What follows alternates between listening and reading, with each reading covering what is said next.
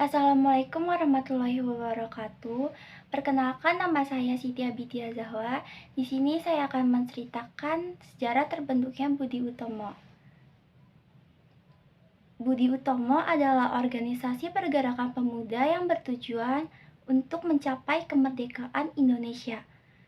Tokoh-tokoh yang mencetus terbentuknya Budi Utomo adalah para pelajar dari Stovia. Mereka adalah Sutomo, Wahidin Sudirohusodo, Suraji, dan Gunawan Mangunkusumo. Budi Utomo secara resmi terbentuk pada tanggal 20 Mei 1908 di Jakarta dan menjadi organisasi nasional pertama di Indonesia. Tercetusnya Budi Utomo ini yaitu untuk menggapai cita-cita dalam mencapai Indonesia merdeka, merekrut golongan pria Jawa, menolak kebudayaan Barat, dan dana pelajar. Berdirinya Budi Utomo tidak terlepas dari adanya politik etis yang berlaku di masa pemerintah kolonial Belanda. Politik etis adalah kebijakan politik balas budi yang mencakup 3 bidang, yaitu irigasi, edukasi, dan emigrasi. Waktu itu, kelompok etis mendesak pemerintah kolonial Hindia Belanda untuk menerapkan kebijakan yang berpihak kepada kaum pribumi. Konrad Theodor van Deventer, anggota parlemen Belanda, mendukung berlakunya politik etis. Ia berpandangan bahwa memang sudah seharusnya Belanda berterima kasih kepada rakyat Indonesia karena telah memperoleh keuntungan besar selama puluhan tahun berkuasa di Nusantara. Oleh karena itu, pemerintah kolonial Belanda mulai mendirikan beberapa sekolah untuk rakyat pribumi. Bermula dari situ muncullah kaum terpelajar di Indonesia. Pada masa ini, kemudian muncul pergerakan nasional dengan Budi Utomo sebagai salah satu pelopornya.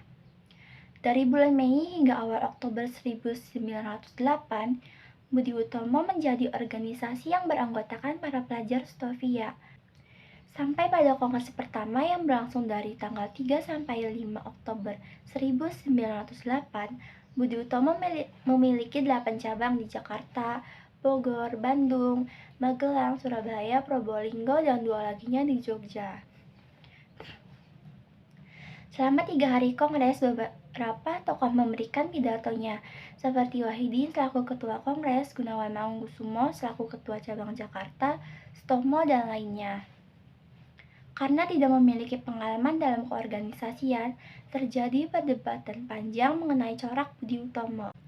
Organisasi Budi Utomo mulai terjun dalam bidang politik sejak meletus Perang Dunia I pada tahun 1914. Saat itu, Jerman mengumumkan perang kepada Rusia, disusul kemudian oleh Prancis pada 3 Agustus 1914 mengumumkan perang pada Jerman. Pada tanggal 4 Agustus 1914, Inggris mengumumkan perang kepada Jerman, sehingga peperangan pun meletus. Bersamaan dengan peristiwa ini, Budi Utomo melakukan gerakan-gerakan di bidang politik, salah satunya yaitu melancarkan isu politik bahwa mempertahankan diri sendiri lebih penting dari serangan bangsa lain. Semasa organisasi Budi Utomo berdiri, terdapat organisasi lain yang juga terbentuk, yaitu Sarekat Islam, Muhammadiyah, Indis Partis, Jong Minahasa, dan Nahdlatul Ulama. Selama Budi Utomo berjalan, rupanya organisasi ini tidak mendapat dukungan yang cukup dari massa. Secara politik, kedudukan Budi Utomo juga dianggap kurang begitu penting.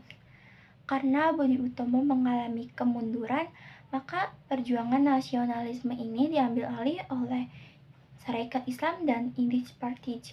Budi Utomo dibubarkan dengan meleburkan diri dalam PBI, Perhimpunan Bangsa Indonesia, yang didirikan oleh Sutomo. Dari peleburan dua organisasi ini lahirlah Parindra, Partai Indonesia Raya, dan Budi Utomo resmi dibubarkan pada tahun 1935. Sekian dari saya, mohon maaf apabila ada kesalahan kata. Wassalamualaikum warahmatullahi wabarakatuh.